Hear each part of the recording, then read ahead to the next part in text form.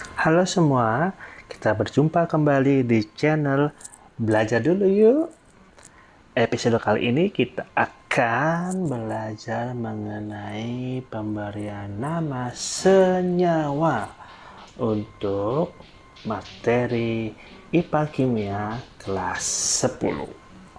Saya sudah menyiapkan soal-soal, langsung saja kita bahas bersama-sama. Kita mulai dari soal nomor 1. Oke.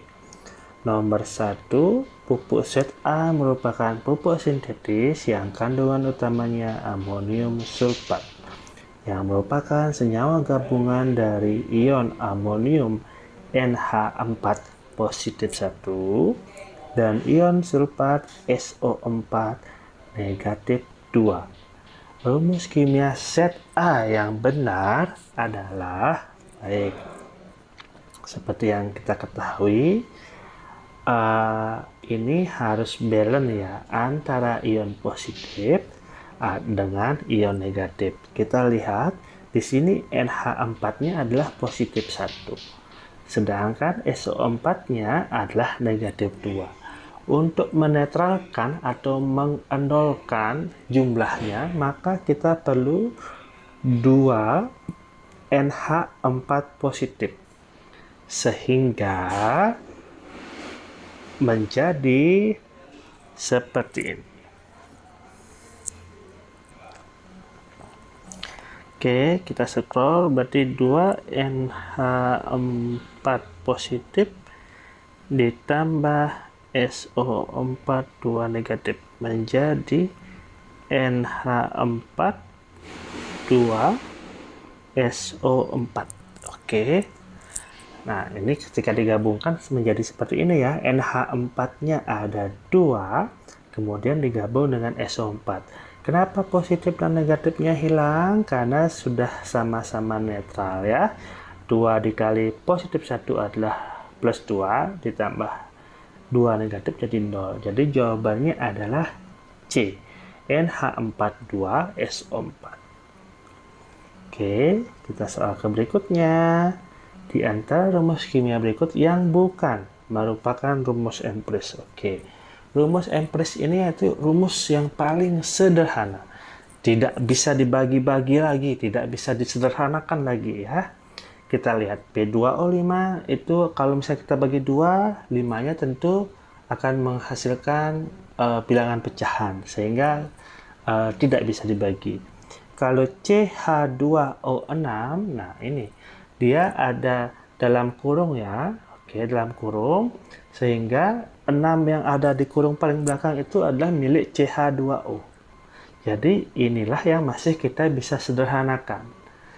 Yang menjadi dasar bentuk molekulnya adalah CH2O. Tanpa menjadi nama senyawa ya. Jadi tapi secara empiris, rumus empiris itu CH2O. Karena masih kita bisa hilangkan namanya. Beda hanya kalau PBl2, kalau misalnya kita hilangkan 2-nya, sedangkan P-nya ada 1, sehingga tidak bisa. Sama dengan CrCl3, jika kita hilangkan 3-nya, Cr-nya ada 1 saja. Tidak bisa juga kita hilangkan. Sedangkan PbNO32, memang betul NO3-nya ada 2, tetapi Pb yang di depan ada 1, sehingga sudah menjadi rumus empiris. Maka jawabannya adalah B. Oke, nomor 3. Kita lihat anion dan kation di gambar berikut ya. Kemudian soalnya adalah rumus kimia pada sel 3. Yang benar adalah, rumus kimia sel 3. Sel 3 itu ya, yang ini. Nah, Nah, kita lihat ini. Sel 3 ada kap positif 1 dan NO3 negatif 1. Sama-sama 1 positif, sama-sama 1 negatif, sehingga tinggal digabungkan saja menjadilah KNO3. Maka jawabannya adalah A. Oke. Itu sama-sama positif 1 ya, jadi tidak perlu dikalikan lagi karena sudah sama-sama hasil plus 1 minus 1 sama dengan 0 ya. Berikutnya adalah rumus kimia pada sel 4. Yang benar adalah, oke, kita lihat sel 4, ada K positif 1 dan PO4 negatif 3. Sehingga kita perlu 3K untuk menghasilkan 3 ion positif. Jadi hasilnya adalah, karena kita perlu 3K, menjadi K3PO4. Jawabannya adalah C, ya. Oke. Nah, sebenarnya gampang ya. Ini sebenarnya masalah penjumlahan saja, teman-teman ya. Kita harus membuat dia netral. Netral itu kalau di matematikanya menjadi 0 ya. Plusnya biar hilang, minusnya juga hilang. Oke, lanjut saja ke nama dari senyawa Mg3N2. Mg berasal dari golongan 2A, yaitu magnesium. Ya, magnesium, sedangkan N adalah nitrogen. Karena ada 2 menjadi nitrida. Jadi jawabannya adalah magnesium nitrida. Jawabannya C ya. Jadi D ya, mohon maaf. Jadi ini sifatnya sedikit menghafal ya. Jadi mungkin nanti teman-teman akan belajar mengenai tabel periodik unsur ya, yang ada golongan 1, golongan 2, golongan 3 dan seterusnya.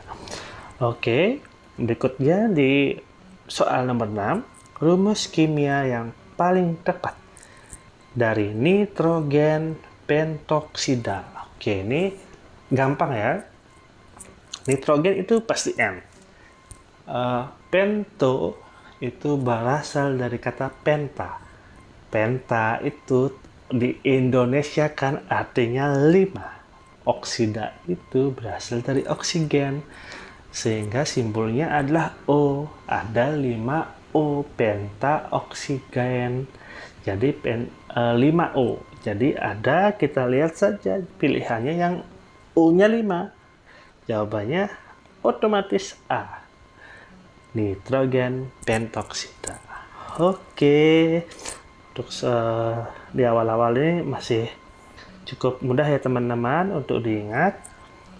Mungkin berikutnya kita akan belajar mengenai persamaan reaksi, tapi untuk lebih lanjutnya kita akan bahas khusus pada video-video berikutnya.